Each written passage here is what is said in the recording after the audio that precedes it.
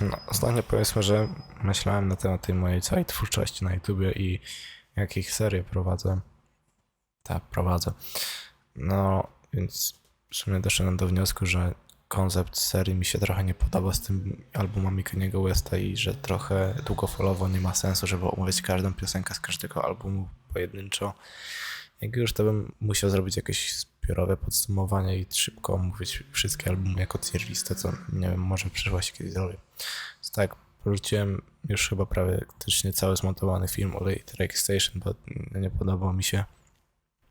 I uznałem, że zrobię ten iceberg, ponieważ temat Kaniego Westa jest dla mnie dalej bardzo ciekawy i chciałem o nim trochę więcej nagrać, a nie będę kontynuował tej serii z albumami, nie wiem, czy po prostu nie usunę tego pierwszego filmu z tej serii, ponieważ już mi się nie podoba.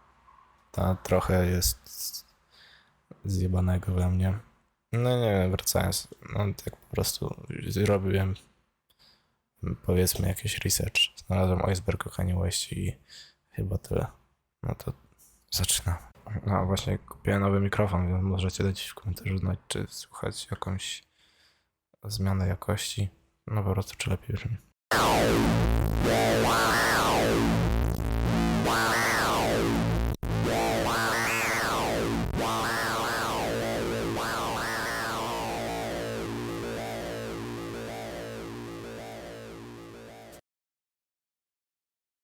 Iceberga zaczynamy tematem, o którym już dość dawno nie słyszałem. Jednak jakieś 3 lata temu, kiedy Twitter Kaniego jakkolwiek jeszcze funkcjonował, zapowiedział start w wyborach prezydenckich w 2024 roku. Co ciekawe, uzyskał ponad 70 000 głosów, ale jednak na tym się to skończyło. W sensie, to nie było pełnoprawne głosowanie, tylko głosowanie, żeby być kandydatem do głosowania.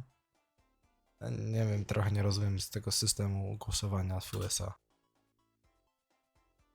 Come on. I've been so lonely, girl. I've been so sad and down. Couldn't understand why haters joked around. I wanted to be free with other creatures like me, and now I got my wish.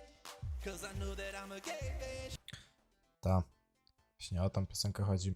Generalnie cały odcinek był poświęcony śmianiu się z Kaniego Westa, przedstawiając go jako egoistę, który jest w stanie zamordować, jeżeli nie ma się takiego zdania jak on. No, w sumie całkiem realistyczne. No, wracając. Bardzo fajny odcinek, polecam obejrzeć. No jak i w sumie całego South Park. Wracając. Jak zareagował sam zainteresowany? Początkowo napisał, że mimo urażenia jego użyć odcinek był dość zabawny. Ta napisał to dzień po emisji odcinka na swoim blogu, mimo że do owej sytuacji odwołał się jakieś 3 razy na swoich albumach, w których nie był do końca zadowolony z sytuacji.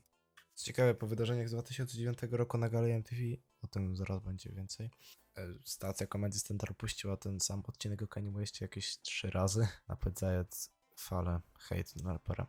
Nawet pojawiały się murale z żartem z odcinka, śmiejący się z Kaniego. No wtedy Kanye nie miał dość łatwego życia. W 2014 roku Kanye poślubił Kim Kardashian, amerykańską modelkę i influencerkę. Była to najprawdopodobniej najgłośniejsza para na ziemi, szczególnie dla pudelka. Doczekali się 4 dzieci. Niestety nic wiecznie trwać nie może i w 2022 roku rozwiedli się. Prawdopodobnie już zbyt bardzo Kanye zaczął odpierdalać. Jak pewnie wiecie, niedawno powstał dokument o ich całym rozwodzie, którego nie obejrzałem i nie obejrzę ze względu na szacunek do własnej osoby. Wracając do polityki. Jak powszechnie wiadomo, Kanye West jest wielkim fanem Donalda Trumpa. Najprawdopodobniej dla samych kontrowersji. Niejednokrotnie widzianego w czapce z już legendarnym Make America Great Again. W 2018 nawet doszło do politycznej rozmowy pomiędzy raperem a ówczesnym prezydentem USA. Bardziej to była debata na temat kwestii kulturowo-rasowych. W każdym razie cały ponad 20-minutowy materiał o tym możecie znaleźć na YouTubie. Alex Jones to jeden z najbardziej kontrowersyjnych dziennikarzy na świecie. Jest silnie związany z radykalną prawicą. To on wymyślił takie rzeczy jak bomba gejowska czy stosowanie foliowych czapeczek. Wracając, prowadzi również swój podcast Infowars. No i właśnie w tym podcaście Kanye powiedział te słynne słowa. That's right. You're not Hitler. You're not a Nazi. You don't deserve to be called that and demonized.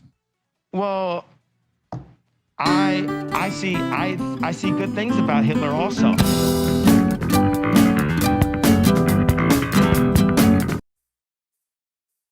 No i po właśnie wspomnianym przed chwilą podcaście Kanye West stracił status miliardera, a jego realna wartość rynkowa runęła łeb na szyję, spadając z ponad 1,6 miliarda dolarów do tylko 400 milionów.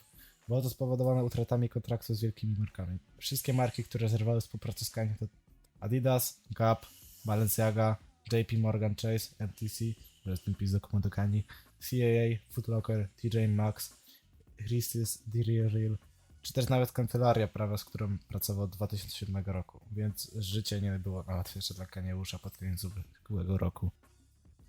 Tak jak już wcześniej wspominałem, Kanye West w 2009 roku na gali MTV Music Awards przerwał odebranie nagrody przez Taylor Swift, która dostała ją jako nagrodę za najlepszy teledysk 2009 roku. Mówiąc legendarną już chyba przemowę wśród wszystkich fanów Kaniego i nie tylko. Music, so thank you so much for giving me a chance to win a VMA award. Yo, Taylor, I'm really happy for you. I'm gonna let you finish. But Beyonce had one of the best videos of all time. One of the best videos of all time.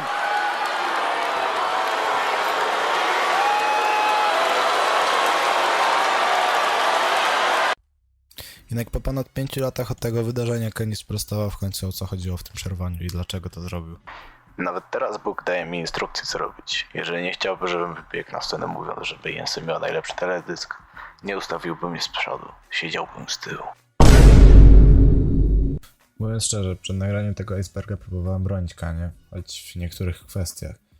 Ale im dalej w las, tym już uznałem, że mam wyjebane jajca, bo tłumaczenie tego zjebu trwałoby dłużej niż powstanie tego filmu. Przechodząc do rzeczy. DEFCON to skrót od Defense Condition, czyli system gotowości zbrojnej USA. Składa się z 5 poziomów. Najniższy jest 5, który oznacza czas pokoju, natomiast najwyższy jest 1, który oznacza nieuniknioną wojnę nuklearną. Ale co ma z tym wspólnego i? No, że pewnego wieczoru zatweetował to. Ta słownie grozi Żydom, że wyśle na nich siły powietrzne. To jako ciekawostkę dodam, że to właśnie po tym tweetie kontrapor zostało usunięte z Twittera.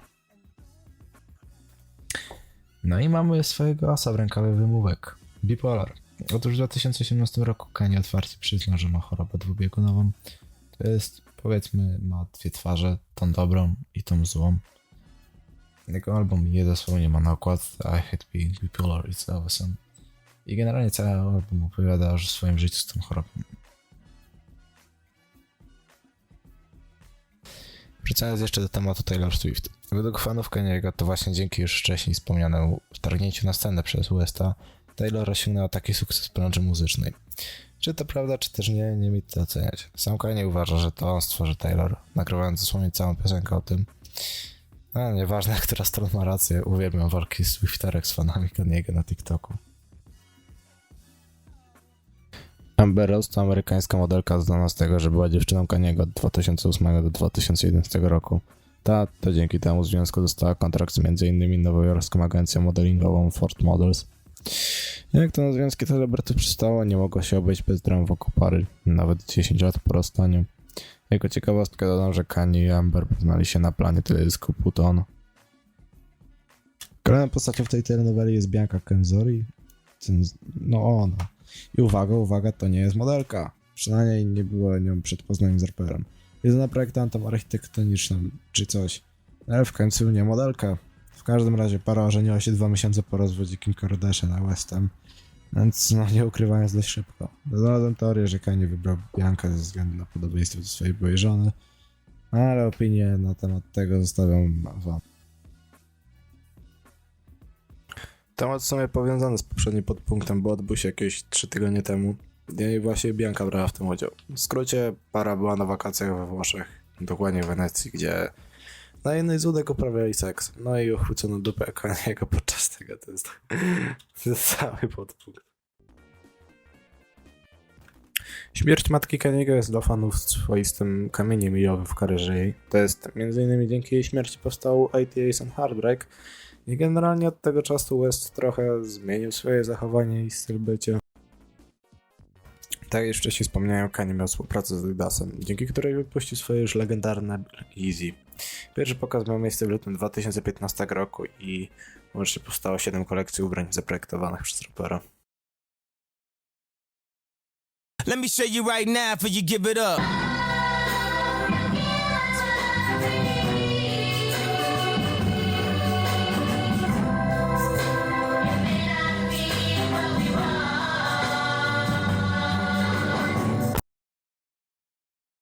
Do 27 kwietnia 2018 roku Kanye West za pośrednictwem Twittera oświadczył, że wypuszcza nową piosenkę. Miała ona być przy okazji końca kariery Ebro Dardena, prezentera Hot 97 Radio.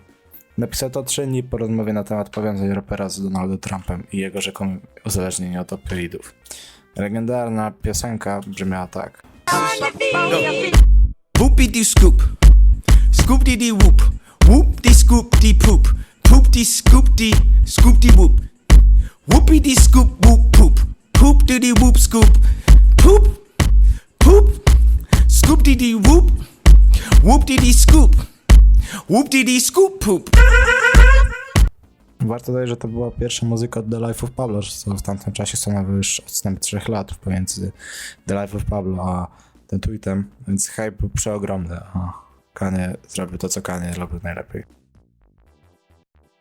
18 maja 2016 roku, dzień przed odcinkiem z Kanye Westem, prowadząca The Ellen DeGeneres Show udostępniła to nagranie z opisem. Nienawidzisz, kiedy myślisz, że ktoś ci robi zdjęcie, a tak naprawdę ciebie nagrywa?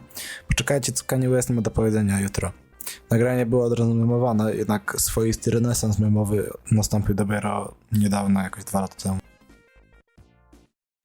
Wracając do memów, tak brzmi skit numer 4 na The Late Reggae Station. Because there is a imposter among us. There's an imposter among us. This brother right here has been out making beats on the side. Yes, he has. Pretending he's broke walking amongst us. Tak, warto dodać, że album wyszedł jakieś 15 lat przed grą, więc po raz kolejny widzimy, jak Kanye przewiduje przyszłość.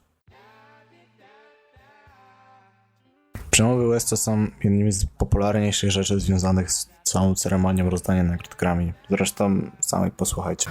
In my moment, thanks to the fans, thanks to the accident, thanks to God, thanks to Rockefeller, Jay-Z, Dame Dash, G, my mother, Rhyme Fest, everyone that's helped me, and I plan to celebrate. I plan to celebrate and scream and pop champagne every chance I get, cause I'm at the Grammys, baby.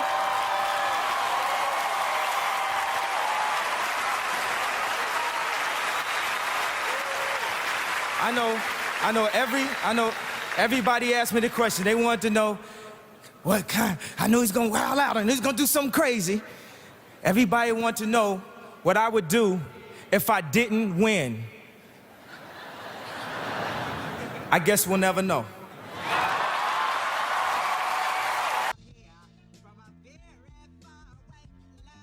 Kiedy 23 października 2002 roku Kanye West wracał ze studia po wielogodzinnych nagraniach, zasnął za kółkiem. Całe szczęście, jak wiemy, przeżył, jednak na pewno nie można powiedzieć, że wyszedł bez szwanku. Ze względu na złamanie szczęki raper musiał nosić takie druty prostujące z gryz. Stworzył nawet na tę piosenkę, gdzie słychać seplenie ze względu na owe druty.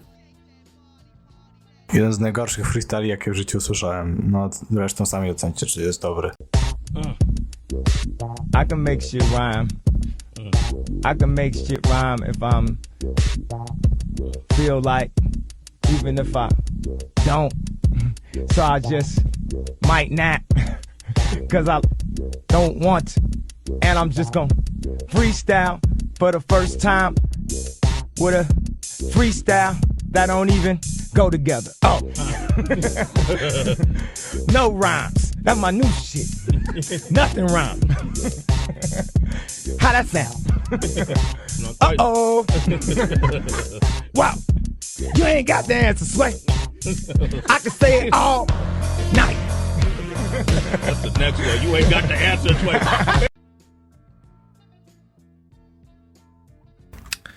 Jeżeli już zdążyliście zauważyć, ta warstwa jest generalnie przepełniona memami. I to nie jest wyjątek. The One Piece!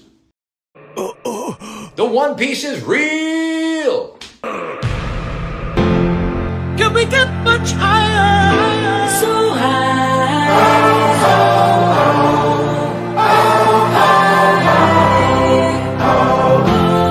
Can we get much higher? So high.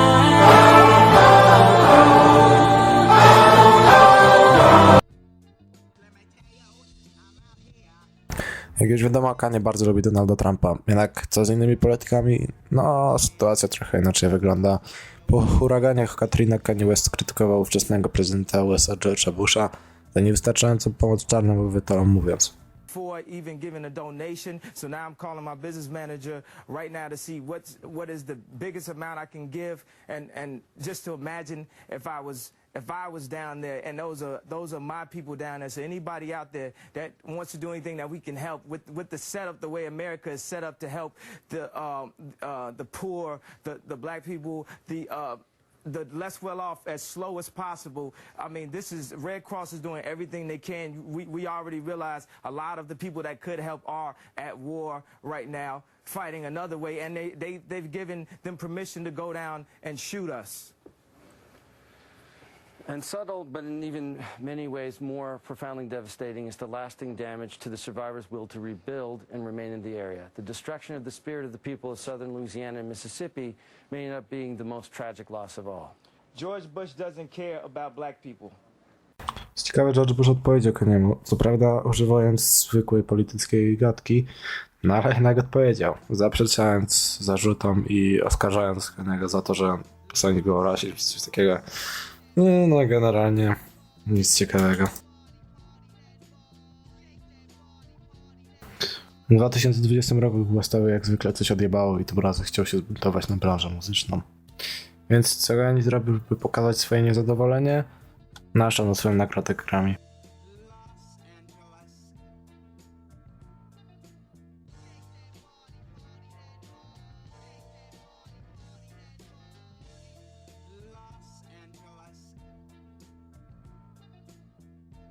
Jak już wcześniej wspominałem, w 2007 roku matka Westa Tonda zmarła po komplikacjach prostozabiegowych. Dodatkowo ówczesna narzeczona Alex Pfeiffer zerwała.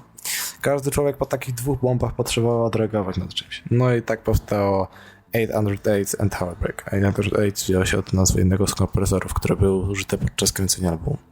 Cały album opowiada o tym, jak życie Kaniego zmieniło się o 180 stopni, jak poradził sobie z depresją po odejściu matki i swojej narzeczonej. Jaka ciekawostka dodano, że album był początkowo znienawidzony przez fanów Westa przez swoje inne brzmienie, jednak 808 w przeciągu lat stało się jednym z najbardziej szanowanych albumów, stając się przy okazji jednym z najbardziej wpływowych albumów w XXI wieku.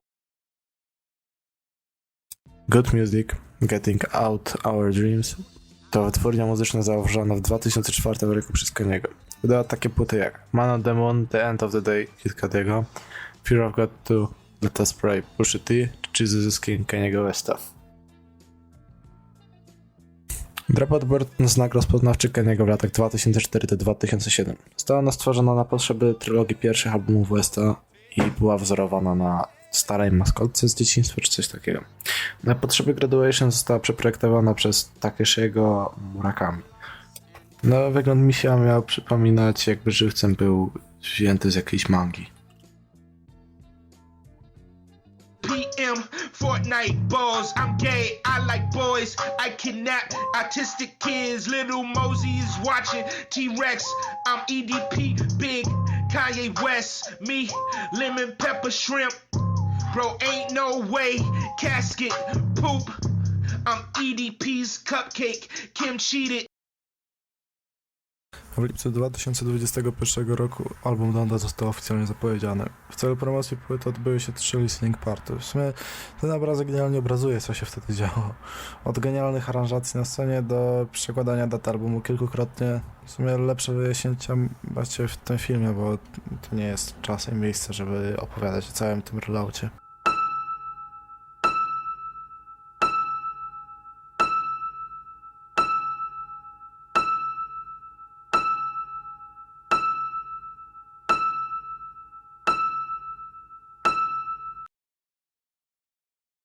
Oryginalna okładka My Beautiful Dark Twisted Fantasy wyglądała tak.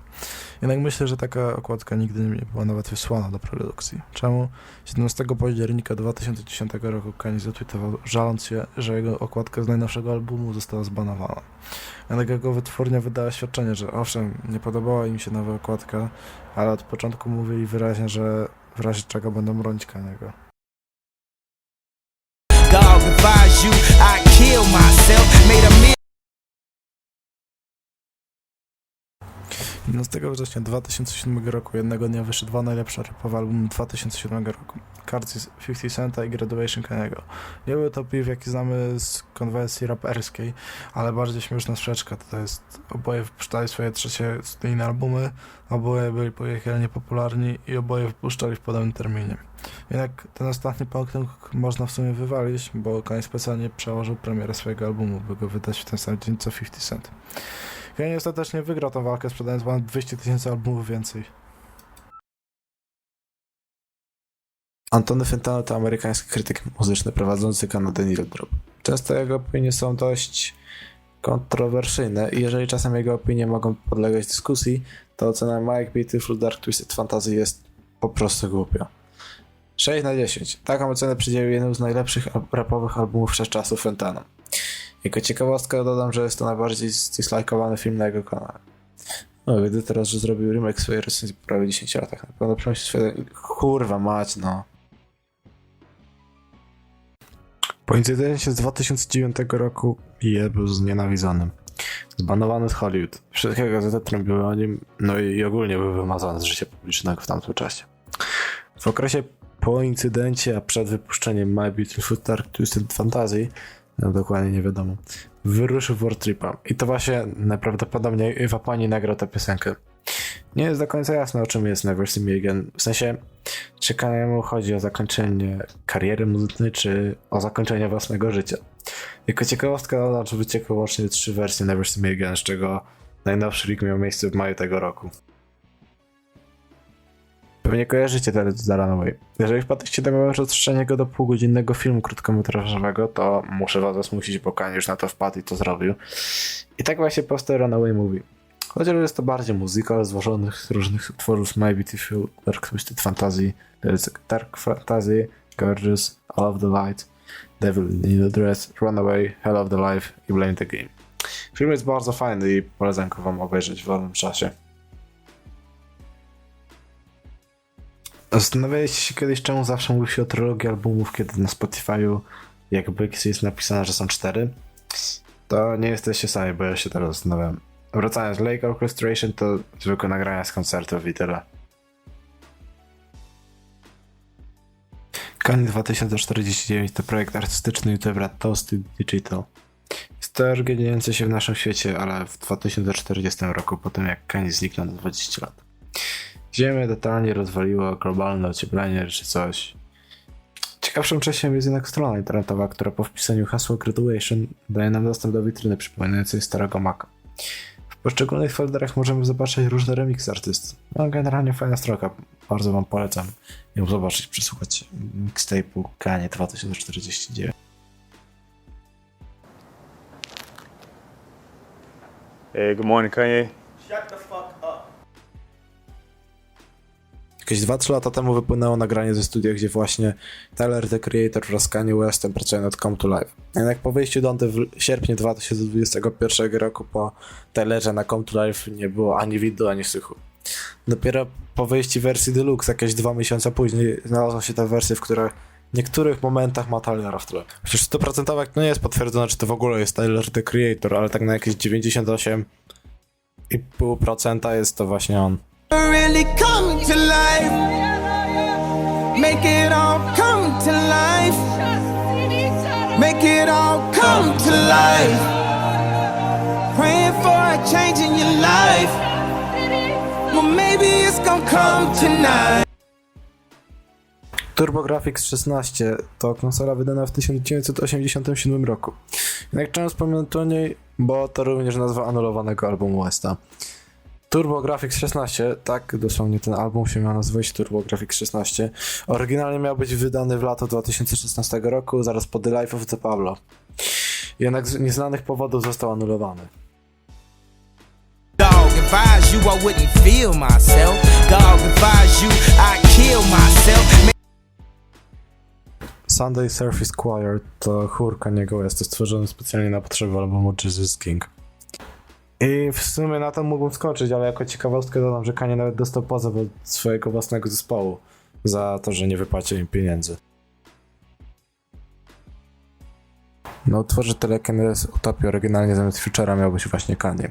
Jednak prawdopodobnie ze względu na dość duże kontrowersje z nim związane, został wywalony z tego kawałka na rzecz Futura.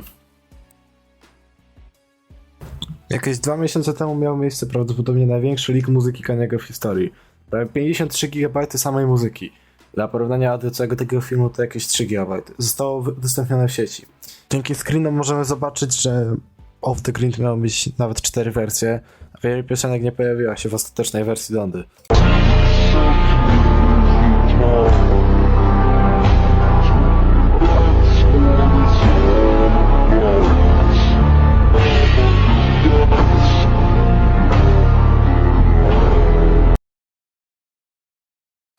Coachella Valley Music and Arts Festival to jeden z największych eventów muzycznych na świecie. Organizowany jest w Empire Pole Club w Kanadzie. Właśnie na edycji 2022 roku Kanye West miał wystąpić jako jeden z headlinerów wydarzenia.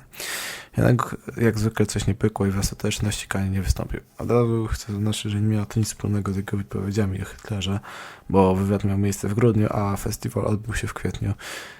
Więc co spowodowało brak Kaniego na festiwalu? Jak media donoszą, głównym powodem miał być proces rozwodowy pomiędzy raperem i Kim Kardashian.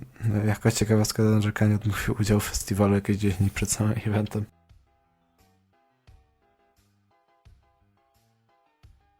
Jeżeli śledzicie Kaniego od przynajmniej 2 lat, to na uszy na pewno wam się obiła informacja na temat tego, że album Donda był już gotowy w 2022 roku. Jednak jak wszyscy wiemy, ostatecznie wyszedł w 2021.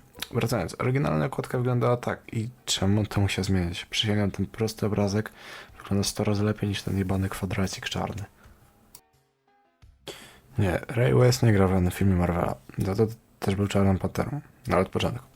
Organizacja Black Panther Party to jeden z najbardziej kontrowersyjnych i radykalnych grup broniących czarnych w latach 70. w USA. Ray West jakimś cudem, naprawdę nie wiem czemu, bardzo mocno walczył o równouprawnienie koloru skóry. I tak od słowa do słowa stał się Czarną Panterą. Jako ciekawostka, że aktualnie jest pastorem mimo swoją hipsterską kawiarnię, więc Ray zdecydowanie jest ciekawą postacią. W 2019 roku, zaraz po premierze płyty Jesus King, powstał film krótkometrażowy o właśnie takim samym tytułem. Kanye wraz z Nick Knightem nagrał naprawdę, moim zdaniem, ładny film. W sensie, film głównie przedstawia muzykę Westa z jego albumu, ale mimo wszystko uważam, że zdjęcia do tego filmu wyszły przepiękne. I tu kolejną ciekawostkę dodam, film był grany tylko w kinach IMAX. Podczas klasy koncertowej Westa z Jay-Z pierwszy koncert odbył się w Paryżu i to właśnie na tym koncercie 11 razy pod rząd została puszczona piosenka o czarnych ludziach w stolicy Francji. Ann Clemens to amerykański piosenkarz. Współpracował m.in. z Justinem Timberlake'em, Tylerem The Creator czy właśnie Kanye Westem. I w porównaniu do Taylor Swift, to on faktycznie może zawdzięczać całą swoją karierę Kaniemu. Pierwszego rozgłosu dostał właśnie po jego współpracy z Kaniem w 2018 roku na utworze All Mine. To jest jedyna piosenka z tych wszystkich niezrealizowanych na tym icebergu, po prostu było ich za dużo i dla mnie to bez sensu, którą tutaj dodałem, bo jest dla mnie wyjątkowa w porównaniu do reszty. W sensie, to jest jedyna, kurwa tam pies, to jest jedyna piosenka Kaniego, w której powiedzmy jest coś agresywnego do jego matki, w sensie nie skierowana bezpośrednio do niej, tylko jest jakikolwiek agresywny temat w jej środowisko skierowane. Jeżeli nigdy nie widzieliście chociażby filmu z jakiegokolwiek koncertu Kaniego, to nie wiem, co właściwie robisz jeszcze tutaj. No ale wracając, St. Pablo było 5. trasą koncertowego w życiu Kaniego. Nie chcę tutaj opisywać dokładnie, co tam było grane, gdzie i ten podobne, tylko nową aranżację Kaniego, która jak zwykle była epicka. Generalnie bardzo wam polecam obejrzeć większość koncertów Kaniego. Kanye bardzo ciekawie podchodzi do kwestii Halloween, to jest dopóki w związku z Kim Kardashian. Wracając, między innymi premieranie się Flintstone'ów czy też Batmana stało się wiralem te parę lat temu. Ciekawostka dodana, że Kanye w 2018 roku przebrał się z Michaela Jacksona, ubierając jako legendarną kurtkę. Znowu wracamy do rozdania nagród Grammy i znowu Kanye coś odebrał, ale tutaj naprawdę jest z nielicznych rzeczy coś pozytywnego. W sensie, no sami zobaczcie.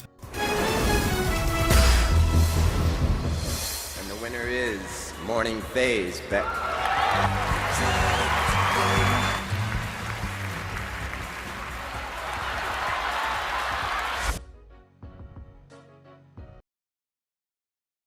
Na jeden z koncertów Kanye West został cały pomalowany na srebro. W 2019 roku Kanye West wraz ze swoim chórem zagrali koncert w więzieniu w Houston. Koncert podobno był tak dobry, że niektórzy z więźniów zalali się łzami, cztery nawet przerzucili się na chrześcijaństwo. Warto, że są zainteresowani nie złotego koncertem, a performancem artystycznym. Kanye West był prywatnie przyjacielem MF Dooma, a sam MF Doom mówił, że Kanye to jedyny artysta z nowej fali, z którym chciałby nagrać. Więc czemu nigdy nie otrzymaliśmy kolabo tych dwóch artystów? W sumie dokładnie nie wiemy, ale możliwe, że odpały polityczne Kaniego miały coś z tym wspólnego. Na zakończenie tej wersji zostawiłem zdecydowanie najbardziej kontrowersyjny temat, jaki się w ogóle pojawił w tym icebergu do tej pory. W wywiadzie 2022 roku Kanye West został zapytany, czy zamierza zniknąć. On powiedział te słowa. If I ever went anywhere, we know why. You understand what I'm saying? I faktycznie nagle zniknął, by po 2 tygodniach wrócić jakby nigdy nic. No właśnie, wrócić to dużo powiedziane, bo tak oto wygląda Kanye po powrocie.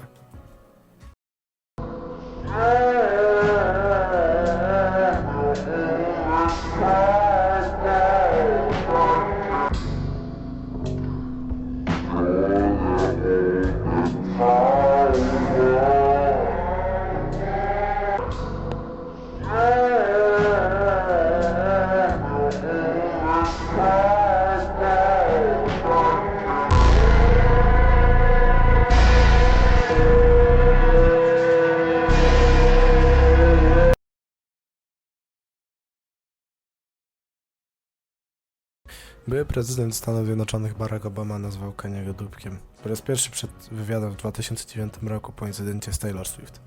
Natomiast po raz drugi w 2012 roku, gdzie nazwał go utalentowanym dupkiem.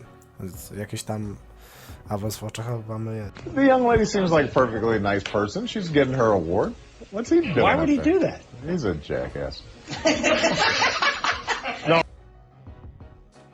Taki sam przypadek co w Later Orchestration, tylko o wiele mniej znany. W skrócie mówiąc, album z nagraniami z koncertów. Mam nadzieję, że nie muszę wam mówić, kto to jest Marilyn Manson. Natomiast możecie już tego nie pamiętać, jak został oskarżony o gwałt i tu parukrotnie. I co nasz wielki artysta, gwałciciel i zjeb zrobił? Album z Kaniem. W sensie nie zrobił, ale robił. Co ciekawe, to potem zinicjował Kaniego to wszystko powstało. Na szczęście, bądź też nieszczęście, album został anulowany.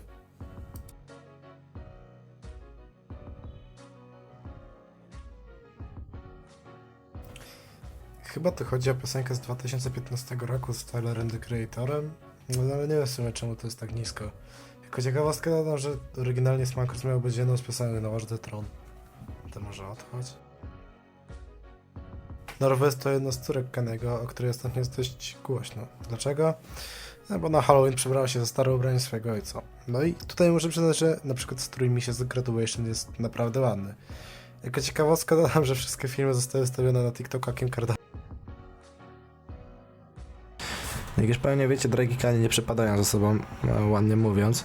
I właśnie na potrzeby piosenki Betrayal Drake po raz kolejny wbił piłkę.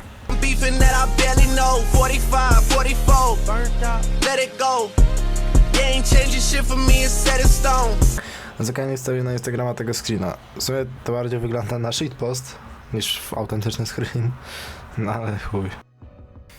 Jak plotki noszą, a dokładnie to sam zainteresowany o tym powiedział, Casey Bluto miał bardzo duży wkład na Donda, jednak Kanye nie dał mu żadnego kolabo, czy w ogóle żadnego uznania. No, to chyba tyle. W 2020 roku powstał trailer do nowego animowanego show. Niestety, jak większość projektów, animowana seria nie powstała. Jaka ciekawostka dodam, że głównym artystą był Takashi Murakami oraz trailer jest oznaczony jako dla dzieci na YouTube. Ciekawe, czy może planowali coś na kształt Cupheada na Netflixie. To największy tras koncertowych Westa w życiu. Trwał od 16 października 2008 roku do 7 grudnia 2008. Wystąpiły tam m.in. takie osobistości jak Rihanna, Lupe Fiasco, Nas czy Jay-Z. Nawet powstał remix jednej z najbardziej znanych piosenek wszechczasów, czyli Umbrelli od Rihanny. I tego to brzmiał koncertowy remix.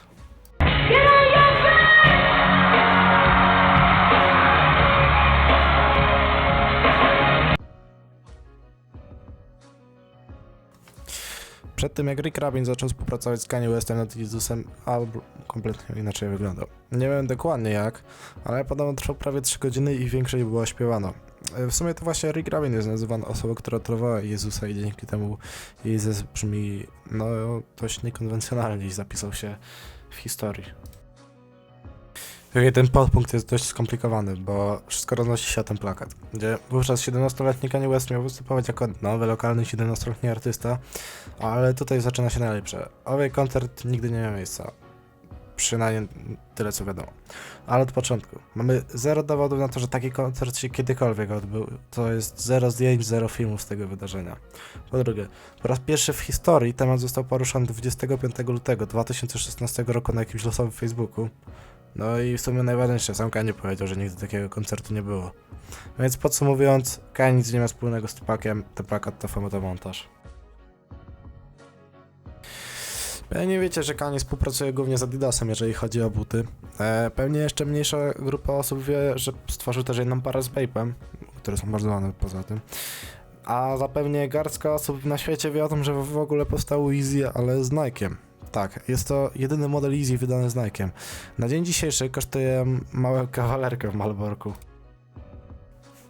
13 listopada 2020 roku Kanye West wypuścił piosenkę, która miała być jego głównym utworem podczas kampanii prezydenckiej w 2020 roku. 2 miesiące później powstał również remix The Baby i 2 Chainsem.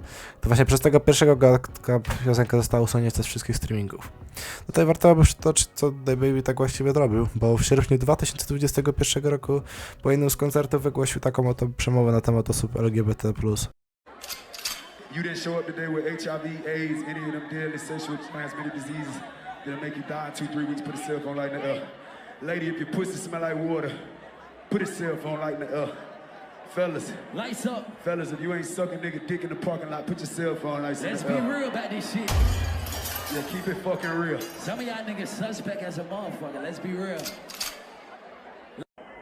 I'll get somebody out here $1 million if they can guess who in here. I got $1 million right now if you can guess who. 4 times, Stunner, who you think? Who?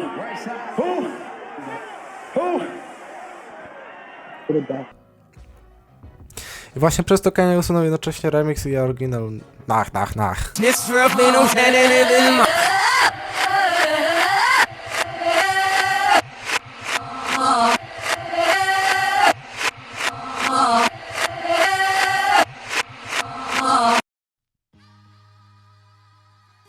Jak już wcześniej wspominałem, Kanye spotkał się z Trumpem i podczas tego spotkania kamery chwyciły, jak ten odblokowuje swój telefon. Jednakże tajnym hasłem 00000.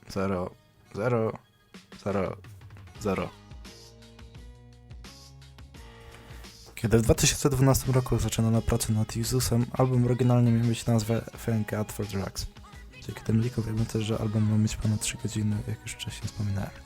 Przez 8 lat krążyło to jako plotka, jednak w 2010 roku Joe Perez, gość odpowiedzialny za okładki albumu Westa, potwierdził plotki na temat oryginalnej nazwy albumu. Mike Dim to wieloletni współpracownik Kaniego i jego producent. Pracował m.in. nad My Beautiful Dark Twisted Fantasy, ale wracając. Przed wydaniem bandy zarówno Mike, jak i Kanye nie wiedzieli, która wersja Hurricane była najlepsza, więc Mike dosłownie wszedł na Discorda fanów Kaniego i ich o to zapytać. W 2007 roku Kanye, Pharrell Williams i Lupa Fiasco założyli grupę Real Rebel Soldier. Dali tylko 2 piosenki. Piosenkę Us Placers w 2007 roku i Don't Stop w 2010. Który miał wypuścić pełnoprawny album, ale nic z tego nie wyszło i w 2013 roku oficjalnie anulowano projekt.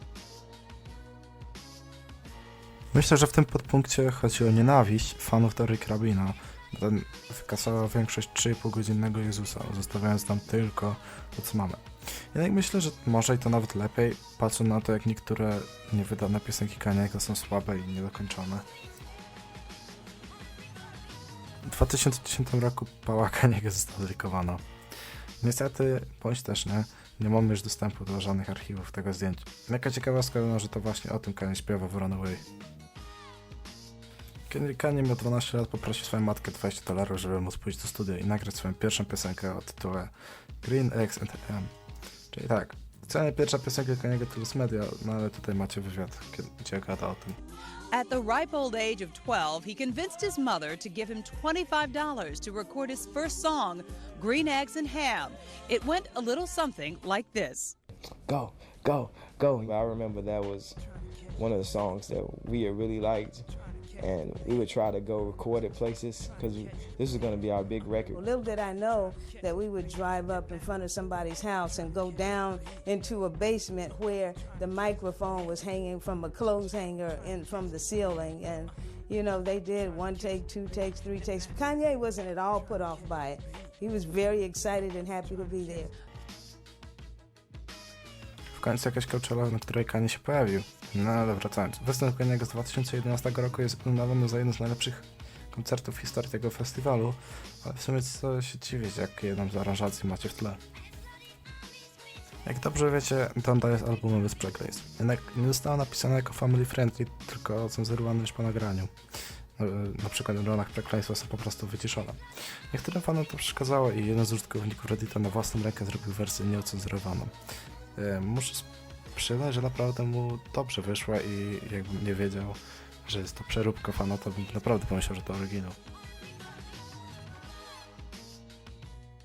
Jest to narwany track z Watch the Throne. Niestety nie zachowała się w żadnej dobrej wersji, bo przez stan, w którym się znajduje, jest praktycznie asłuchalna. Jako ciekawostka dodam, że oryginalnie wers Jay-Z z Fuck Me With You I Got No z tego właśnie był of Living So Italian. Kanye nieraz mówił, że jego inne albumy bardziej mu się podobało od swojego najlepszego albumu w życiu. Wielokrotnie wspomina o tym, że jak ten album nie był dla niego przeprosinami właściwie dla każdego człowieka na świecie. Dodam ciekawą teorię, że Kanye nie lubi tego albumu ze względu właśnie na to, że jest on robiony pod publikę, a nie na przykład taki jest spod niego. Jest to remix The Life of Pablo, ponowny, jednak z użytkowników Reddita. W sumie to nie tylko remix, ale i mix innych piosenek Kaniego złączonych w jedno. W każdym razie bardzo wam polecam przesłuchać tego dema, bo jest świetnie zrobiony.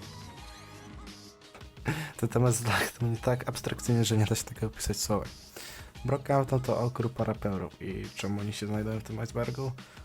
Bo dosłownie poznali się przez forum dotyczącym Kaniego. Zresztą do dziś istnieją oryginalne screeny z rozmów na forum, jak się poznali.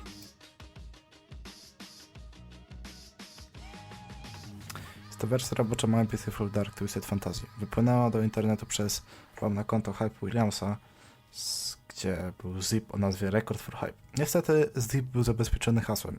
Jednak po prawie 10 latach udało nam się zhakować zipa i całość albumu jest na YouTubie.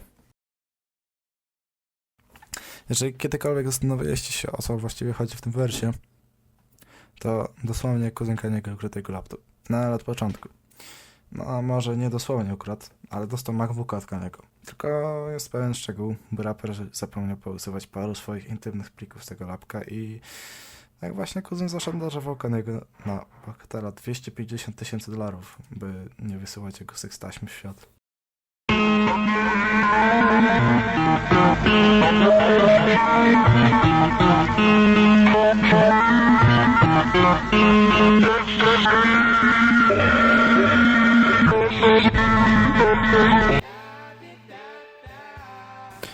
Kolejny remix do Life of Pablo.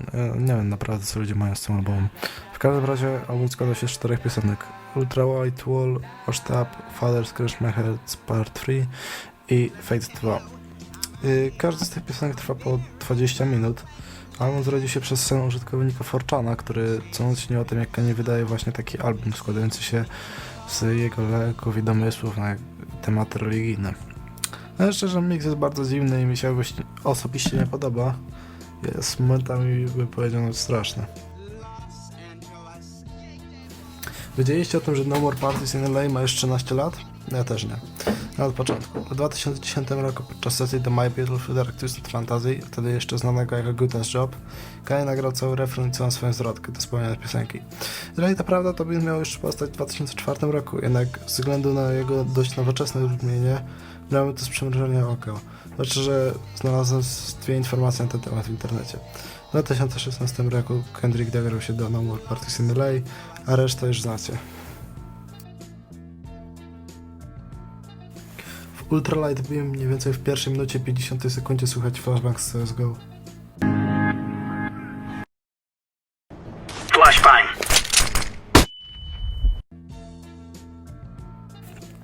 Kolejny film krótkometrażowy z Kanye w roli głównej. W skrócie, Kanye jest na imprezie, podbija do dziewczyn, dostaje pierdol. Premiera The Runaway Movie to Ziemia a niebo. Premiera filmu miała miejsce w Los Angeles Film Festival 24 czerwca 2009 roku. Film kilkukrotnie wypływał do sieci, jeden raz nawet przez Kaniego, a dokładnie przez blog Kaniego. No ale 2 miesiące później już został usunięty. Kanye pod koniec Last Call Movie. Young Guru and Dame was in a room, so I played. Actually, it's a song you'll never hear, or maybe I might use a song that's called Wow. I go to Jacob with 25,000, you go with 2,500. Wow, I got 11 plaques on my walls right now. You got your first gold single, damn nigga, wow. Like the chorus from like, don't bite that chorus. I faktycznie taka piosenka powstała i nazywa się Wow. Kanye użył tych samych bębnów, czy coś, no sorry, nie znam się. Generalnie bębny na Runaway i True Love są takie same.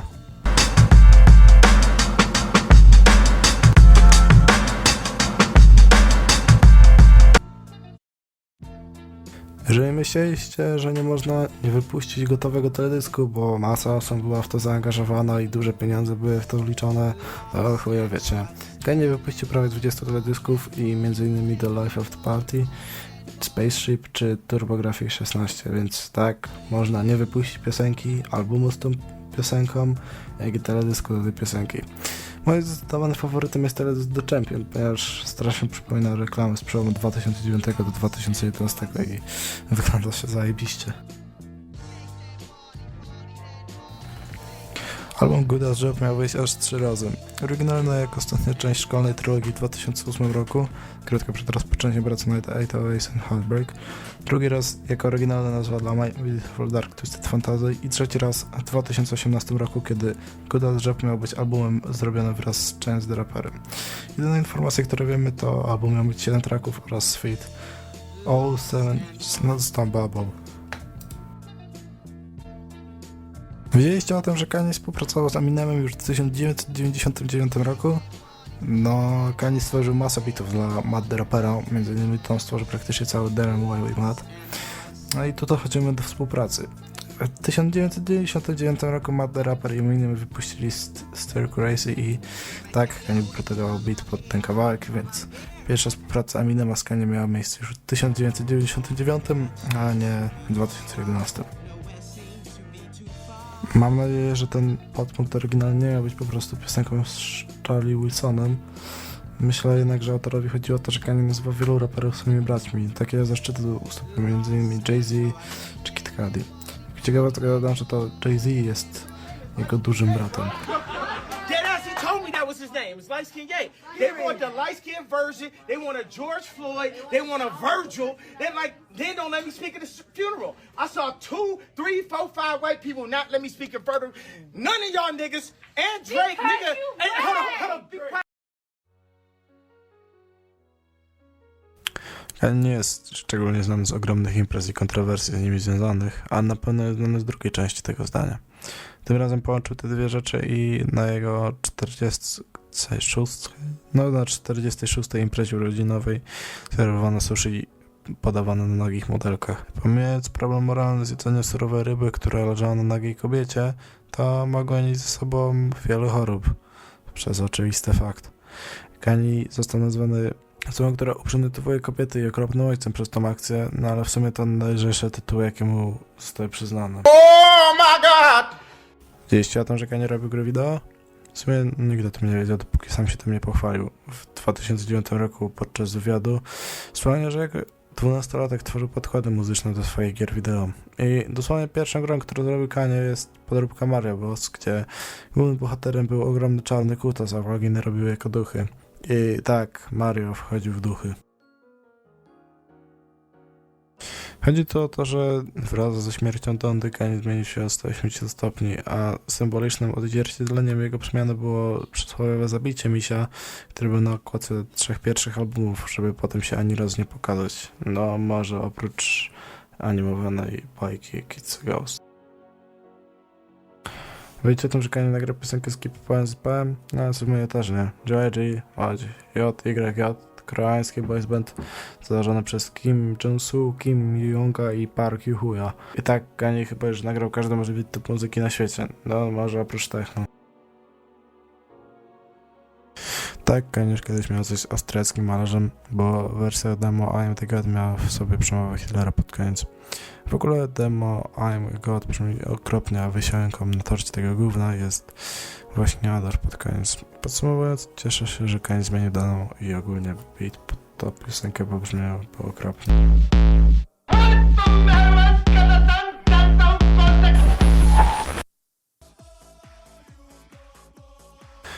Nawet my, jako nędzny mały naród w Europie, jesteśmy częścią tego iceberga. W skrócie, w programie Twoja twarz brzmi znajomo, Tomasz Ciechorowski przebrał się za Kaniego Westa. W Polsce przeszło to raczej bez większego echa, no oczywiście oprócz bajki z absurdu.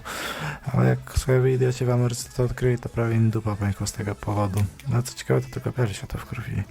Najbardziej ciekawy fakt, to w 2021 roku pozwolił na pomalowanie białego za czarnego. No w sumie to Polska wyjebane we wszystkim.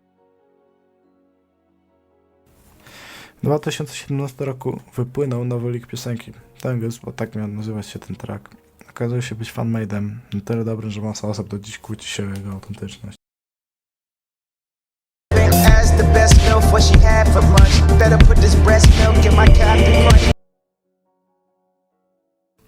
Jeden z podręczników na studia w Ameryce cytuje komentarze innego z użytkowników Reddita. Książka nazywa się For the Culture Marcusa Collinsa. Bardziej mnie śmieszy fakt, że akurat ten komentarz wybrali. Kiedyś pomógł bezdomnym dostać się do studia, jednak track. Wszystko było spoko, fajnie i milutko, gdyby nie to, że Nino Blum już na swoim koncie na Instagramie zdjęcia m.in. z Drake'em, więc opcje są 3. A. Albo to wszystko było sfejkowane. B. Nino jest bardzo uzdolnionym muzykiem. C. Jest stalkerem raperów. Istnieje teoria, że jest wzorowany na filmie pod tytułem Wielki Gatsby. Jak nie chce mi się trochę jej tutaj przytaczać, więc znowu wkleję wam do opisu. Osobiście uważam, że jest dość średnia, wiele elementów się nie łączy i trochę jest ogólnie bez sensu.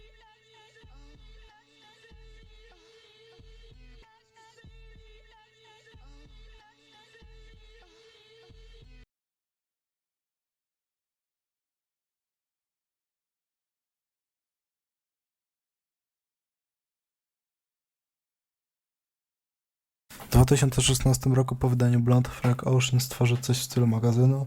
Kanye jest uraczony swoim kurczem muzycznym, pisząc w nim taki wiersz. Z którego gadałem to jak frytasy są zajebiste. I dajcie mu posmakować kręconych frytek, to jest moje zdanie. W niewydanym utworze I Kill For Fun I.N.W. Melly dosłownie mówi: jeżeli nie żyjecie pod kamieniem, to raczej kojarzycie jego sprawę, która ostatnio się dzieje. Więc tak, tekst się dość słabo zestarzał.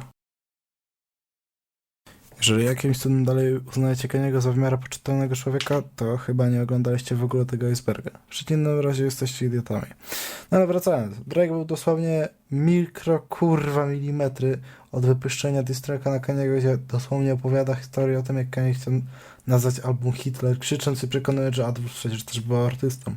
Tak, myślę, że to trochę przesadzają, bo racja, Kanye byłby jeszcze bardziej jebany, no, nie mówię, że niesłusznie, no ale jeżeli działasz już na taką skalę światową, to nie da się ciebie skancelować. Jak już pewnie wiecie, Kanye od małego jest dość uzdolnionym człowiekiem, więc pewnie nie zdziwi was fakt, że pierwszą parę Yeezy wymyślił już w wieku 10 lat, a dokładnie tutaj macie szkice pierwszej pary Yeezy. Tak, pewnie się dziwicie, przecież parę Yeezy wyglądają kompletnie inaczej, ale chodzi tutaj o Air Yeezy, czyli tam jedyną parę z Nike'ami. Istnieje teoria, że słynny wypadek Kaniego nigdy nie miał miejsca. Jeżeli oglądaliście dokumenty Kanie na Netflixie, to na pewno zauważyliście, że nie każdy dobrze reagował na widok kamery. Tutaj przychodzi teoria, że wypadek nigdy nie miał miejsca, tylko Kanie filmował kogoś, kto, ładnie mówiąc, szybko się zdenerwował. Warto też dodać, że obrażenia naprawdę były małe jak na taki wypadek, bo patrząc jak skończył auto rapera, naprawdę można mówić o cudzie, że w ogóle przeżył. Na zakończenie tego iceberga chciałem przytoczyć, kiedy Kanye West gościł na naszej skromnej polskiej ziemi. Pierwszy raz miało to miejsce w 2006 roku na Openerze i istnieje nawet z tego jedno nagranie. Co prawda z chujową jakością, no ale jednak istnieje. Drugi raz Kanye zagrał na Coke Live Music Festival w 2011 roku, który odbył się w Krakowie. No i tutaj już jest trochę więcej jednak zachowanych zdjęć. Warto też przytoczyć, kiedy to fan Kaniego przebrał się z rapera i wkręcił pół świata, że jest w Warszawie i jest w jednym z centrum kultury. W sumie to tyle, jeżeli chodzi o ten film. Jeżeli ktokolwiek to ogląda, to dzięki, że w ogóle to obejrzałeś, tego chujowego iceberga.